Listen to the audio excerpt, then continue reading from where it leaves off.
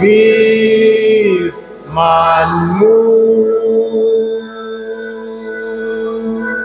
Ku siapkan hatiku Tuhan untuk dengar firman-Mu.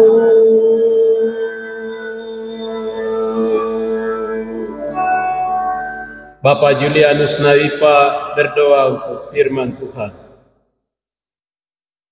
Terima kasih Yesus. Mendengar kami sudah siap. Roh rapi berkata-kata melalui penjelasan firman. Oh Yesus.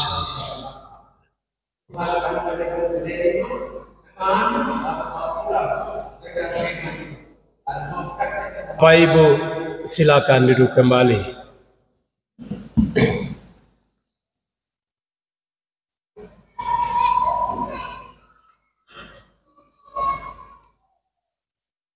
Mari kita buka di dalam surat 1 Tesalonika.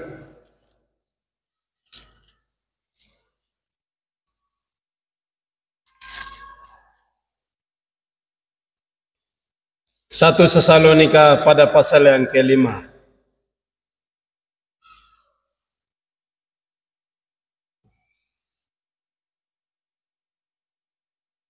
Satu Tesalonika pasal 5 ayat yang ke-19.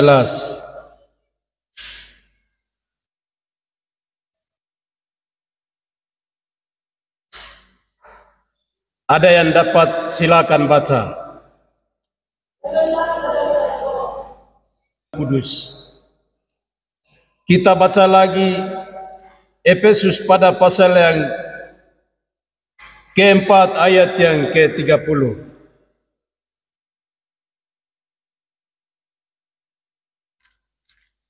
Efesus pada pasal yang keempat ayat yang ke-30.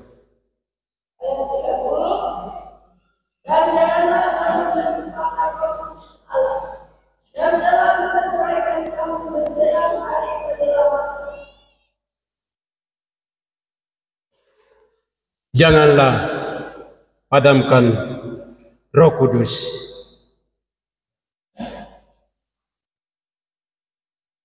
Pesawat Garuda pada jam 6, lapangan Sentani Jayapura, mau terbang dengan tujuan ke Jakarta. Di dalam pesawat Garuda, kalau tidak ada minyak, dia tidak bisa bunyi. Kalau tidak ada minyak, bodi pesawat tidak bisa bergerak. Kalau tidak ada minyak, tidak bisa sampai ke tempat tujuan.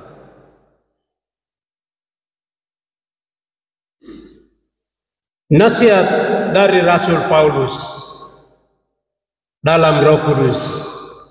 1 Tesalonika 5 ayat yang ke-19. Sebagai gereja, sebagai umat Tuhan yang tujuannya mau menuju ke surga, janganlah padamkan Roh Kudus itu. Roh Kudus berbicara melalui hamba Tuhan Rasul Paulus pada pasal yang keempat ayat yang ke-30. Kalau Roh Kudus sudah padam di dalam hati setiap orang, Roh Kudus duka cita, Roh Kudus sedih hati, karena di dalam hati manusia tidak ada Roh Kudus. Manusia tidak bisa sampai ke tempat tujuan. Manusia tidak bisa bergerak untuk melakukan apa yang Tuhan mau dalam hidup ini. Manusia tidak bisa memperoleh semua berkat-berkat Tuhan. Manusia tidak bisa memperoleh buah-buah roh di dalam hati. Manusia tidak bisa memiliki kuasa Roh Kudus di dalam hati. Ibu Bapa yang Tuhan Yesus kasih, janganlah padamkan Roh Kudus. Itu satu nasihat yang perlu kita renung setiap waktu kita hidup ini. Kalau dalam hati saya tidak ada Roh Kudus, sementara masih hidup ini waktu yang saya harus berjuang kerja untuk menghadirkan Roh Kudus di dalam hati. Kalau Roh Kudus ada di dalam hati, kita harus jaga dia baik. Iblis tidak senang kalau manusia itu memiliki roh di dalam hati, sehingga 24 jam itu dia kerja dengan dia punya program supaya dia punya mau roh yang ada di dalam hati itu dikeluarkan, dan roh-roh dunia, roh-roh yang bersumbernya daripada iblis itu dia mengisi di dalam hati supaya iblis mau kita menjadi karyawan iblis dalam dunia ini. Ibu Bapa yang Tuhan Yesus kasih, Matius pada pasal yang ke-25, sebelum mempelai datang itu, ini waktunya 10 gadis itu siapkan minyak di dalam hati. Siapkan minyak mengisi di dalam obor.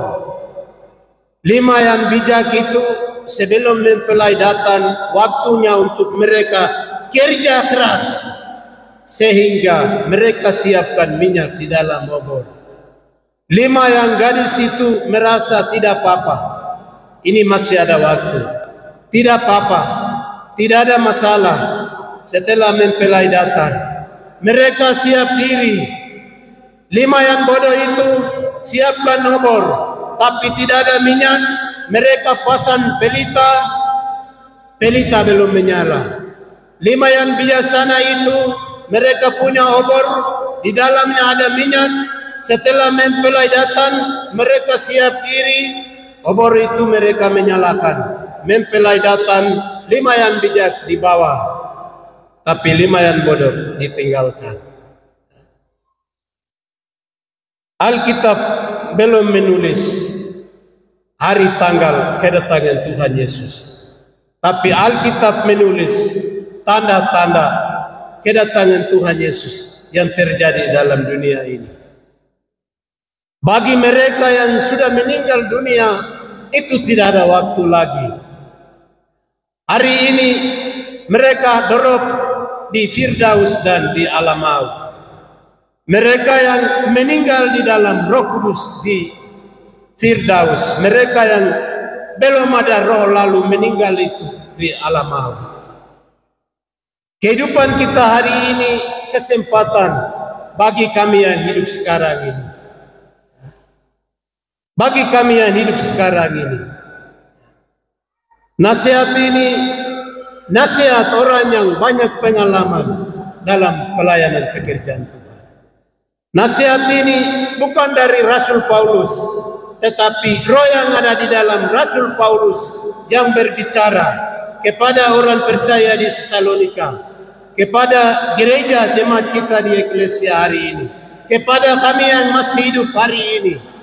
Katakan, roh yang ada di dalam hatimu jangan dipadamkan. Efesus pasal 4 ayat yang ke-20 itu, hari ini roh duka cita, roh sedih, mereka yang belum memiliki, mereka yang belum memperoleh kepenuhan roh di dalam hati. Karena apa? Kalau tidak ada roh di dalam hati, tidak ada Roh Kudus di dalam hati, dalam diri kita tidak munculkan perbuatan-perbuatan yang baik. Di dalam diri kita tidak memiliki buah roh di dalam hati. Kita tidak bisa bergerak untuk lakukan apa yang Tuhan mau. Terakhir, kita tidak bisa mencapai tempat tujuan kita.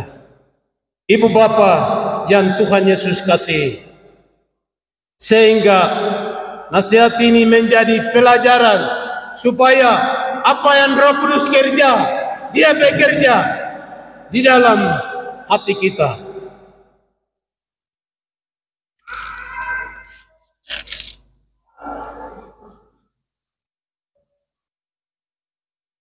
Kita baca lagi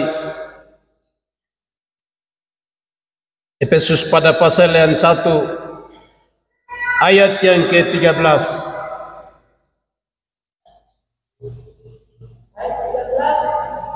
Dalam Dia kami berkat, karena kami telah mendengar firman kebenaran, yaitu Injil keselamatan. Dalam Dia kami berkat, tidak kami percaya, dimeteraikan oleh Roh Kudus, dan dijanjikannya itu. Di dalam Dia dimeteraikan Roh Kudus. Dimeterai Roh Kudus menjadi hak milik surga. Dimeterai Roh Kudus menjadi hak milik surga. Jangan padamkan Roh Kudus dalam 1 Tesalonika 5:19. Efesus 4 ayat yang ke-30. Roh duka cita, roh sedih hati. Kalau di dalam hati manusia tidak ada Roh Kudus. Sebab Efesus 1 ayat yang ke-13. Dalam hati kita tidak ada Roh Kudus, kita tidak bisa menjadi hak milik Tuhan Allah. Setelah ada Roh Kudus, barulah hak milik Tuhan Allah.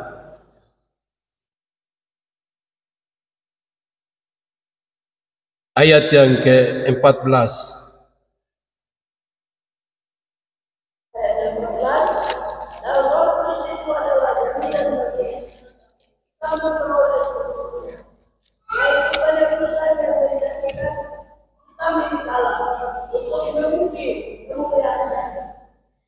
Jangan padamkan Roh Kudus, roh duka cita, roh sedih hati. Kalau tidak ada roh di dalam hati kita, ayat yang ke-14. Sebab Roh Kudus adalah jaminan bagian kita sampai kita memperoleh seluruh, yaitu penebusan yang dijadikan kita milik Allah untuk memuji dan memuliakan Tuhan. Surga itu siapa punya? Coba, yang punya surga angkat tangan dulu. Kalau roh lihat kita di dalam hati kita, tidak ada Roh Kudus, kita angkat tangan pun omong kosong. Angkat tangan pun tidak ada artinya. Datang ke gereja pun tidak ada artinya. Ambil jabatan dalam gereja pun tidak ada artinya. Katakan surga saya pun tidak ada artinya. Saya akan miliki pahala di surga pun tidak ada artinya. Surga, pahala, hidup kekal itu milik orang yang memiliki Roh Kudus, karena roh sebagai jaminan hak milik kepunyaan Allah. Jemaat Tuhan yang Tuhan Yesus kasihi. Lalu Efesus pada pasal yang kedua ayat yang ke-18.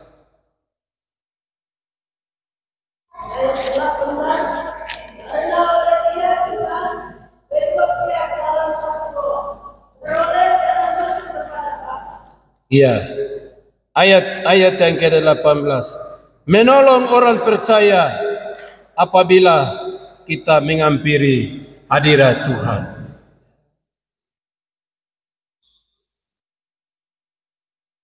Doa kita itu tidak sempurna.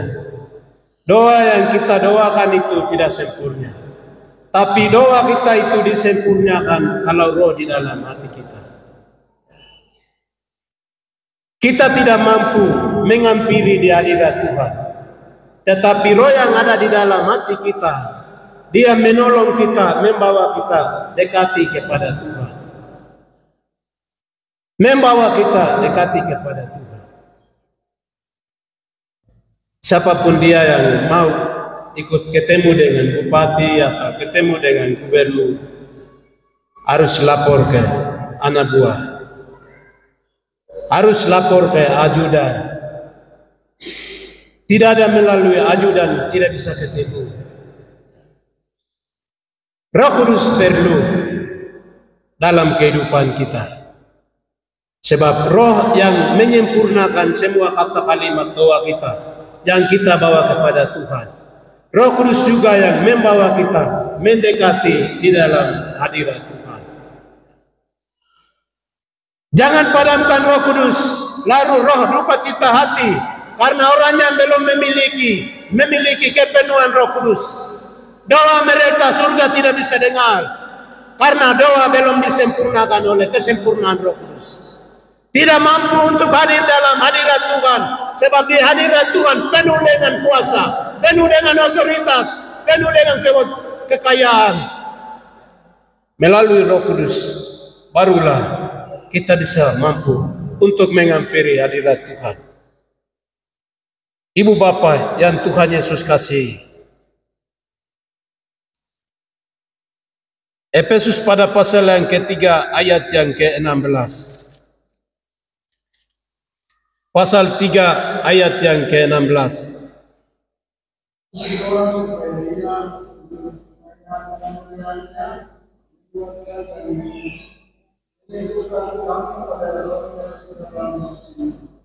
Ya.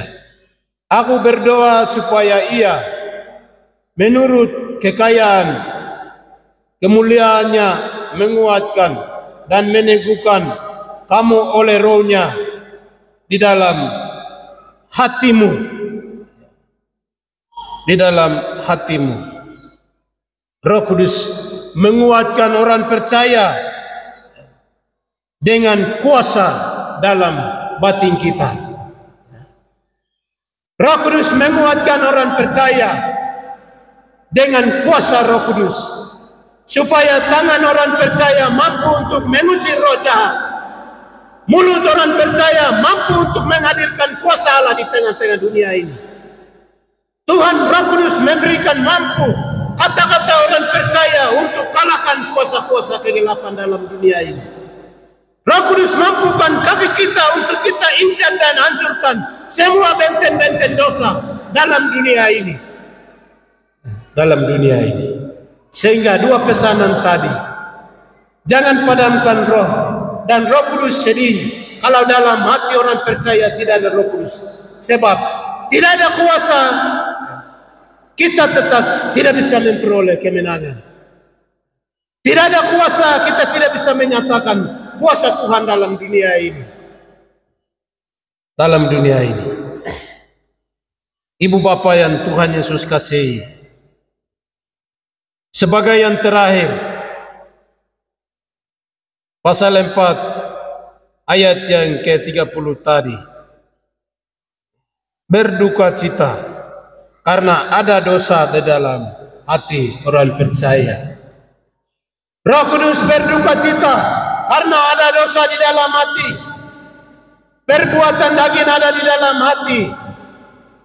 Dalam hati laki-laki, dalam hati perempuan, dalam hati manusia kulit putih rambut keriting, rambut lurus manusia kulit hitam rambut keriting.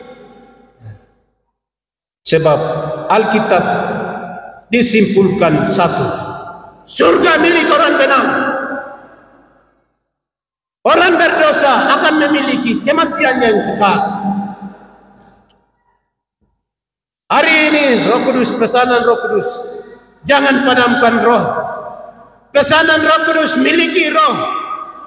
Hari Tuhan tiba, orang yang memiliki Roh Kudus akan memperoleh surga. Orang yang belum memiliki Roh Kudus akan memperoleh kematian yang kedua. Ibu Bapa yang Tuhan Yesus kasihi, mari kita lihat kembali, selidiki kembali, menginjili kembali seluruh dalam segi kehidupan kita. Posisi hidup saya, posisi saya hari ini, di mana, di golongan yang mana? Golongan manusia yang memiliki kepenuhan Roh Kudus atau golongan manusia yang belum memiliki kepenuhan Roh Kudus. Ini pelajaran bagi kita. Ya.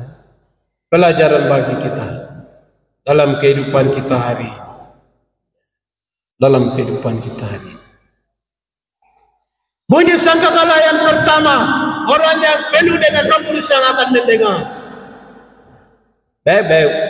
Epa wada makaya kau tidak dia yui Amerika yui tai ya bai mai dah makai bine kau tu mah yui tu tai corona ya iki gati ya bunyi pertama sangkakala pertama Roh Kudus begu pa kai apa yui ta ke apa yui tai Roh Kudus begu pa yui tai Kedagingan ka Roh Kudus kipagtayo itay. Roga kapag pagayo itay. Kedaging ka kapag pagtayo itay. Roh dalam hati. Roh Kudus yang ada dalam hati katakan. Surga mamanani tetragawai kagameta ikirotay tayo. Karena Roh Kudus yang dengar bunyi sangkakala yang pertama. Ini pelajaran bagi kita hari ini. Mari kita memiliki, menyelidiki, melihat kembali dalam kehidupan kita. Apakah saya sudah digolongkan di dalam golongan orang yang memiliki kepenuhan Roh Kudus atau tidak? Tidak ada Roh Kudus, tidak bisa mencapai tempat tujuan kita. Tuhan Yesus, kami mengucap syukur berkat firman-Mu pagi hari ini. Tidak ada roh di dalam hati, tidak ada artinya. Tidak ada roh di dalam hati, tidak bisa mencapai tempat tujuan. Tidak ada roh di dalam hati. Hati kami penuh dengan berbatu-batu, penuh dengan onak dan duri. Hati kami tidak mampu untuk bertumbuh Injil kebenaran Kristus. Nasihat ini datang kepada kami sebagai umat-Mu, baik kami hamba Tuhan, majelis gereja, pekarya, perkawan, pemuda, dan sekolah minggu.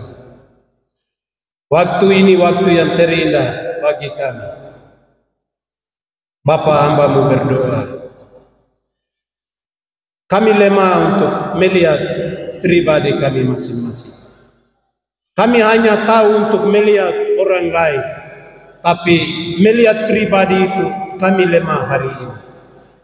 Ajar kami oleh Roh Kudus-Mu Tuhan, agar kami memasuki penginjilan untuk pribadi, agar Roh Kudus hadirkan dalam hati kami sebelum tubuh jiwa kami berpisah atau sebelum hari Tuhan tiba. Terima kasih Tuhan, firman-Mu pada hari ini. Hanya di dalam nama Yesus saja kami sudah berdoa serta mengucap syukur. Haleluya, puji nama Tuhan. Amin.